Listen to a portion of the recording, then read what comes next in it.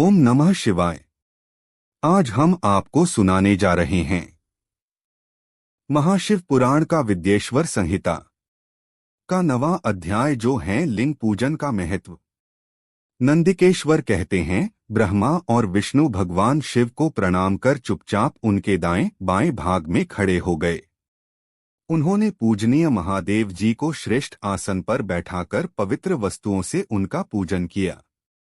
दीर्घकाल तक स्थिर रहने वाली वस्तुओं को, अल्पकाल तक टिकने वाली वस्तुओं को प्राकृत वस्तु कहते हैं।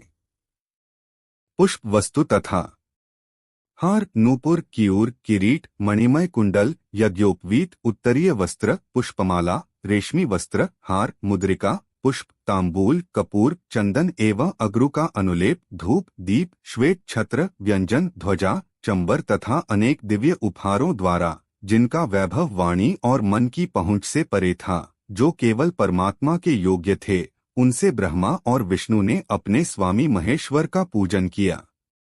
इससे प्रसन्न होकर भगवान शिव ने दोनों देवताओं से मुस्कुराकर कहा, पुत्रों, आज तुम्हारे द्वारा की गई पूजा से मैं बहुत प्रसन्न हूँ।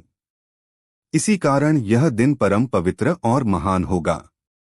यह तिथि शिवरात्रि के नाम से प्रसिद्ध होगी और मुझे परम प्रिय होगी। इस दिन जो मनुष्य मेरे लिंग अर्थात निराकार रूप की या मेरी मूर्ति अर्थात साकार रूप की दिन रात निराहार रहकर अपनी शक्ति के अनुसार निश्चल भाव से यथोचित पूजा करेगा, वह मेरा परम प्रिय भक्त होगा।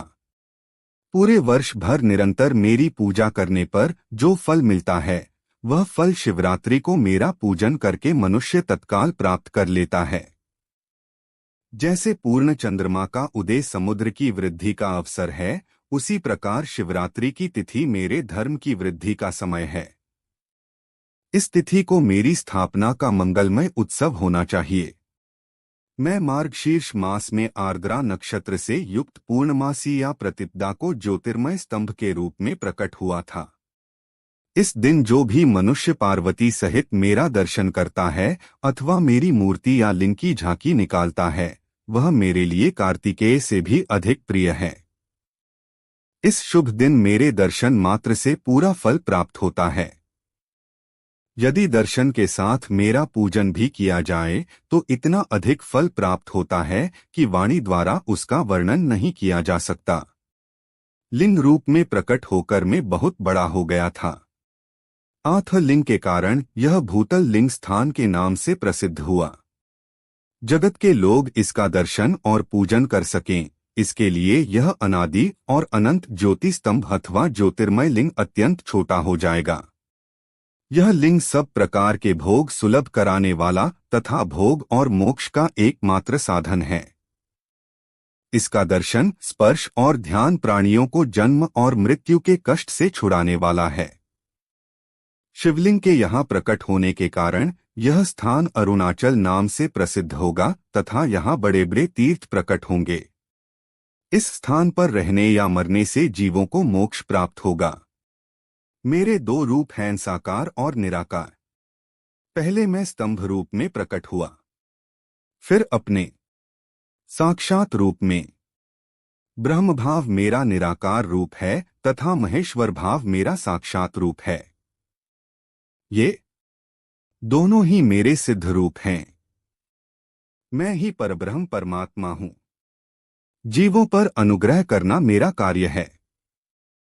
मैं जगत की वृद्धि करने वाला होने के कारण ब्रह्मा कहलाता हूँ।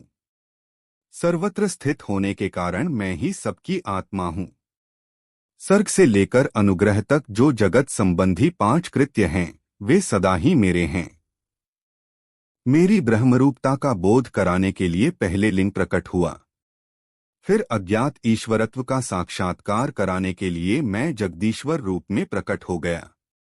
मेरा सकल रूप मेरे ईशत्व का और निष्कल रूप मेरे ब्रह्मस्वरूप का बोध कराता है। मेरा लिंग मेरा स्वरूप है और मेरे सामीप्य की प्राप्ति कराने वाला है। मेरे लिंग की स्थापना करने वाले मेरे उपासक को मेरी समानता की प्राप्ति हो जाती है तथा मेरे साथ एकत्व का अनुभव करता हुआ संसार सागर से मुक्त हो जाता है।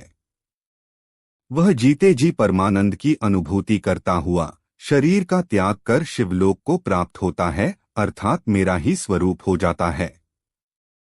मूर्ति की स्थापना लिंग की अपेक्षा गौण है। यह उन भक्तों के लिए है जो शिवतत्व के अनुशीलन में सक्षम नहीं हैं।